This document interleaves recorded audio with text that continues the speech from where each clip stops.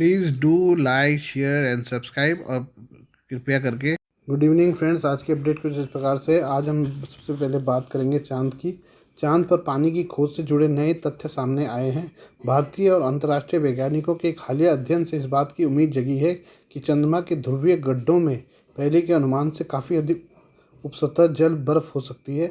इस शून्य बुधवार को कहा कि ISPRS journal of photogrammetry and remote sensing में प्रकाशित शोध से पता चला है कि सतह के कुछ मीटर नीचे बर्फ़ की मात्रा सतह की तुलना में 5 से 8 गुना अधिक है। ये दबी हुई बर्फ़ चंद्रमा पर लंबे समय तक मानव उपस्थिति को बनाए रखने के लिए महत्वपूर्ण साबित हो सकती है। इसरो स्पेस एप्लीकेशन सेंटर के टी चक्रवर्ती ने कहा, इस बर्फ़ के वितरण और गहराई की सटीक जानकारी भविष्य में इन चंद्र वाष्पीय पदार्थों का पता लगाने, नमूना लेने के लिए लैंडिंग स्थलों का चयन करने के महत्वपूर्ण साबित होगा। नासा के चंद्रद्रोही ऑर्बिटर पर सवार 7 उपकरणों से डेटा का विश्लेषण करते हुए टीम ने पाया कि उत्तरी ध्रुवीय क्षेत्र में दक्षिणी ध्रुवों की तुलना में लगभग दोगुनी बर्फ़ है। माना जाता है कि बर्फ़ की उत्पत्ति प्राचीन चंद्र ज्वालामुखी के दौरान निकलने वाली गैस से हुई थी। भारत के चंद्रयान 2 चंद्र ऑर्बिटर के रडार डेटा का उपयोग करते हुए निकाले गए निष्कर्ष संकेत देते हैं कि कुछ ध्रुवीय क्रेटर में बर्फ़ जमा हो सकती है। इसरो का कहना है कि नया अध्ययन चंद्रमा के वाष्पीय पदार्थों के इन सीटू जांच के लिए उसकी भविष्य की योजनाओं का समर्थन करता है। पानी मानव जीवन के लिए एक बहुमूल्य संसाधन है। ऐसे में चंद्रमा की सतह के ठीक नीचे से बर्फ़ का होना एक नई संभावना पैदा करता है। चांद पर पानी की खोज को लेकर दुनिया भर के वैज्ञानिकों सालों से खोज में जुटे हैं। इसको लेकर अलग अलग तरह की जानकारियाँ भी सामने आती रही हैं। ये हम बात करें गाज़ा के बारे में। गाज़ा युद्ध में संघर्ष विराम पर काहिरा में चल रही वार्ता के दौरान फिलिस्तीनी आतंकवादी समूह हमास द्वारा पेश एक समझौते के प्रस्ताव के बारे में विवरण सामने आया है।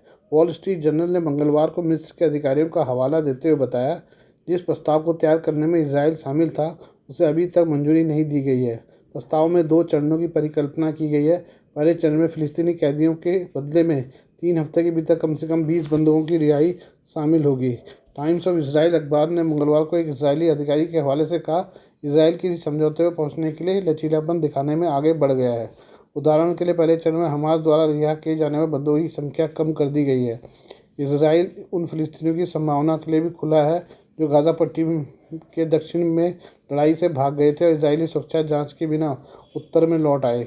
इजरायली अखबार के अनुसार वर्तमान में जिन विकल्पों पर विचार किया जा रहा है उनमें से एक विकल्प यह है कि मिस्र सुरक्षा जाँच अपने हाथों में ले। इजरायली सरकार हमास से लेटेस्ट प्रस्ताव पर बुधवार शाम को प्रतिक्रिया की उम्मीद कर रही है। वॉल स्ट्रीट जर्नल ने इजरायली और मिस्र के अधिकारियों के हवाले से कहा कि इजराइल आने वाले दिनों में काहिरा में अप्रत्यक्ष वार्ता के लिए एक प्रतिनिधिमंडल भेजने के लिए तैयार है। इजराइल लेटेस्ट प्रस्ताव को आखिरी मौके के रूप में देख रहा है। इजरायली मीडिया ने हाल ही में वरिष्ठ अधिकारियों के हवाले से कहा कि अगर हमास के साथ जल्दी समझौता नहीं हुआ तो दक्षिणी गाजा के रफा शहर में ज़मीनी आक्रमण शुरू हो जाएगा। एक अधिकारी ने वॉल स्ट्रीट जर्नल को बताया कि रफा में हमले की तैयारी जारी है। इजराइल के प्रधानमंत्री बेंजामिन नेतन्याहू ने हमास के साथ समझौते के साथ या उसके बिना रफा पर ज़मीनी हमला करने की कसम खाई है। समाचार एजेंसी सिन्हुआ की रिपोर्ट के अनुसार पीएम बेंजामिन नेतन्याहू ने मंगलवार को बंधकों के परिवारों के साथ एक बैठक में कहा कि इजराइल ने रफा से फिलिस्तीनी नागरिकों को निकालना शुरू कर दिया है। उन्होंने कहा कि हम रफा में प्रवेश करेंगे और पूरी जीत हासिल करने के लिए समझौते के साथ या उसके बिना वहाँ हमास की बटालियनों को ख़त्म कर देंगे। इसराइल रफा को फ़लस्तीनी क्षेत्र में हमास का आखिरी प्रमुख गढ़ मानता है।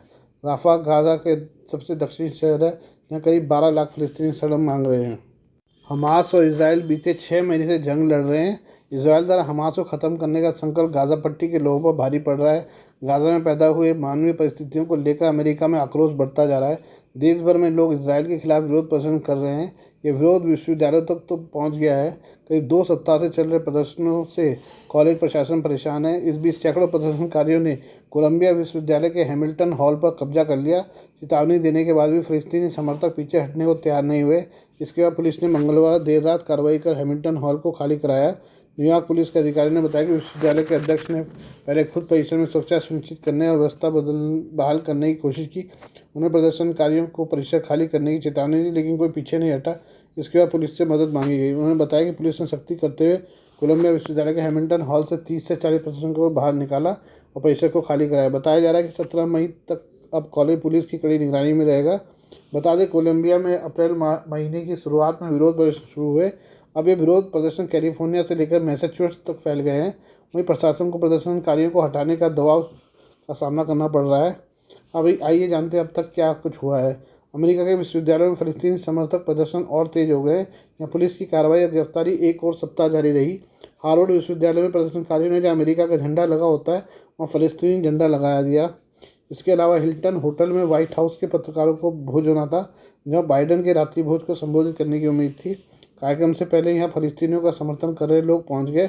इनमें से कुछ ने होटल की सबसे ऊपरी मंजिलों में से एक पर फ़लस्तीनी झंडा लगा दिया था। घटनास्थल पर मौजूद प्रदर्शनकारियों ने इस पर तालियां बजाई। प्रदर्शनकारियों ने फ़लस्तीन के लिए और तरबूज के प्रतीक वाले कपड़े पहने थे। उन्होंने वॉशिंगटन हिल्टन के बाहर फ़लस्तीनी मुक्त के नारे लगाए। साथ ही कहा कि हम कवरेज की मांग करते हैं। प्रदर्शनकारियों का कहना था कि इजराइल और गाज़ा की खबरों को अधिक से अधिक दिखाने के मकसद से प्रदर्शन किया जा रहा है। पुलिस ने 4 अलग अलग विश्वविद्यालयों के परिसरों से करीब लगभग 275 लोगों को गिरफ्तार किया। बता दें कि बॉस्टन में नॉर्थ ईस्टर्न यूनिवर्सिटी से 100, सेंट लुइस में वॉशिंगटन विश्वविद्यालय से 80, एरिजोना स्टेट यूनिवर्सिटी से 72 और इंडियाना विश्वविद्यालय से 23 लोगों को पुलिस ने गिरफ्तार किया है। UCLA में इजराइल और फ़लस्तीन समर्थकों के बीच झड़पों की सूचना मिली थी, जहाँ पिछले सप्ताह एक टेंट शिविर तैयार किया गया था। राष्ट्रपति जो बाइडेन ने राष्ट्रव्यापी विरोध प्रदर्शनों पर संज्ञान लिया। व्हाइट हाउस का कहना है कि प्रदर्शन शांतिपूर्ण तरीके से किए जाने चाहिए। प्रदर्शनकारी लगातार हमास इजराइल युद्ध में संघर्ष विराम को लेकर आह्वान कर रहे हैं। इन लोगों का कहना है कि देश ऐसे लोगों से संबंध खत्म कर दे जिनका कहना है कि गाज़ा में संघर्ष से लाभ होता है। विश्वविद्यालय प्रशासन के लिए यह विरोध प्रदर्शन एक बड़ी चुनौती बन गए हैं। प्रशासन शिकायतों के साथ स्वतंत्र अभिव्यक्ति के प्रति प्रतिबद्धताओं को संतुलित करने की कोशिश कर रहा है। जो बाइडेन ने रविवार को इजराइल के प्रधानमंत्री बेंजामिन नेतन्याहू से बात की थी। इस दौरान उन्होंने गाज़ा सीमावर्ती शहर राफा पर संभावित हमले पर अपनी स्थिति स्पष्ट की है। हमास ने 7 अक्टूबर को इजरायली शहरों में 5000 से ज़्यादा रॉकेट दागकर हमले की शुरुआत की थी। इसके बाद हमास के आतंकियों ने इजराइल में घुसकर लोगों को मौत के घाट उतारा। इसके जवाब में इजराइल ने हमास आतंकियों के खिलाफ गाज़ा में ऑपरेशन शुरू किया था। इस ऑपरेशन में गाज़ा स्थित हमास के ठिकानों पर जबरदस्त बमबारी की गई, जिसमें अधिकतर गाज़ा खंडर में तब्दील हो गया था। अब तक इजराइल और गाज़ा में कुल मिलाकर 35,000 से ज़्यादा लोगों की मौत हो चुकी है। ये बात करते हैं पाकिस्तान के बारे में। स्थानीय कंपनियों से कड़ी प्रतिस्पर्धा के बीच ऑनलाइन टैक्सी बुकिंग की सुविधा देने वाली वैश्विक कंपनी उबर ने पाकिस्तान में सभी परिचालन बंद कर दिए हैं। एक प्रवक्ता ने मंगलवार को इस बात की पुष्टि की है। इससे पहले उबर ने 2022 में कुछ प्रमुख शहरों में अपनी सेवाएं बंद की थी। एक प्रवक्ता ने कहा कि हमारी अनुषंगी ब्रांड करीम पूरे पाकिस्तान में टैक्सी सेवाएं प्रदान करना जारी रखेगा। उबर ने 2019 में अपने प्रतिस्पर्धी करीम का 3.1 अरब अमेरिकी डॉलर में अधिग्रहण किया था। उस समय दोनों कंपनियों ने कहा था कि वे अपनी अपनी क्षेत्रीय सेवाओं और स्वतंत्र ब्रांडों का संचालन जारी रखेगी। उबर ने 2022 में कराची, मुल्तान, फैसलाबाद, पेशावर और इस्लामाबाद में परिचालन बंद कर दिया था। कंपनी ने कहा कि जिन उबर उपयोगकर्ताओं के खातों में शेष राशि है वे नियत समय में अपनी राशि वापस पा सकते हैं और उन्हें करीम की मुफ्त सेवाएं भी मिलेंगी। आइए हम यूके के बारे में बात करें। यूनाइटेड किंगडम की राजधानी लंदन के मेयर पद के लिए आने वाले 2 मई को चुनाव होना है। उम्मीदवारों में एक नाम तरुण गुलाटी का है, जो वर्तमान मेयर सादिक खान को चुनौती दे रहे हैं। खास बात यह है कि लंदन मेयर के रूप में 2 कार्यकाल पूरा कर चुके सादिक खान जहां पाकिस्तानी मूल के हैं, वहीं तरुण गुलाटी का जन्म भारत में हुआ है। यानी इस बार लंदन के मुकाबले में पाकिस्तान को हिंदुस्तानी से टक्कर मिलने जा रही है। लंदन मेयर पद के लिए मैदान में उतरने वाले 13 उम्मीदवारों में तरुण गुलाटी एकमात्र भारतीय हैं। तरुण गुलाटी को यकीन है कि सादिक खान को मेयर पद की रेस में हरा देंगे। मूल रूप से दिल्ली के ग्रेटर कैलाश 2 के रहने वाले तरुण गुलाटी का मानना है कि वे इस पद के प्रतिस्पर्धा कर रहे 13 उम्मीदवारों में सबसे आगे हैं। गुलाटी ने उन सर्वेों को खारिज कर दिया जिनमें एक बार फिर से सादिक खान की जीत की संभावना जताई गई है। गुलाटी ने दावा किया कि बहुत सीमित संख्या में लोगों को शामिल करके सर्वे किया गया है। 63 वर्षीय इन्वेस्टमेंट बैंकर और बिजनेसमैन तरुण गुलाटी का जन्म दिल्ली में हुआ है। उन्होंने जयपुर यूनिवर्सिटी से पढ़ाई के बाद दिल्ली विश्वविद्यालय से MBA की डिग्री हासिल की है। वे HSBC बैंक के साथ जुड़े रहे हैं, जहां उन्होंने इंटरनेशनल मैनेजर के रूप में काम किया है। 2006 में लंदन में स्थायी रूप से बसने के कारण वे एशिया प्रशांत, मध्य पूर्व अफ्रीका में रह चुके हैं। इस दौरान उन्होंने ब्रिटेन समेत 6 देशों में काम किया। तरुण गुलाटी वर्तमान में लंदन स्थित कंपनी स्क्वायरयार्ड वाटरमेलन लिमिटेड के अध्यक्ष और CEO हैं। इसके साथ ही वो London chamber of commerce and industry, Asian business association की सेवारत समिति के सबसे लंबे समय तक सदस्य और पूर्व उपाध्यक्ष भी हैं। गुलाटी का दावा है कि उन्हें मुसलमानों समेत एशियाई मतदाताओं का समर्थन हासिल है। वे खुद को गाज़ा के लिए सबसे मजबूत आवाज़ बताते हैं। 2 बच्चों के पिता गुलाटी अपनी जीत का दावा करते हुए कहते हैं कि लोग चाहते हैं कि लंदन को चलाने वाला अलग व्यक्ति हो और वो मैं हूँ, क्योंकि मैं राजनेता नहीं हूँ। BBC की रिपोर्ट में उनके हवाले से कहा गया कि मैंने बड़े व्यवसाय चलाए हैं, मैं कई बोर्डों पर बैठ चुका हूँ, मैं नया पैसा लाऊंगा, पैसे को समझता हूँ जो दूसरों को नहीं पता। मेरे लिए लंदन एक वैश्विक बैंक की तरह है। सादिक खान की नीतियों के विरोधी गुलाटी ने उनके द्वारा की गई ULEZ पॉलिसी को ख़त्म करने का वादा किया। इस नीति के तहत अधिक प्रदूषण फैलाने वाले ड्राइवरों से प्रतिदिन 12.50 पाउंड 1300 रुपये जुर्माने का प्रावधान किया गया है।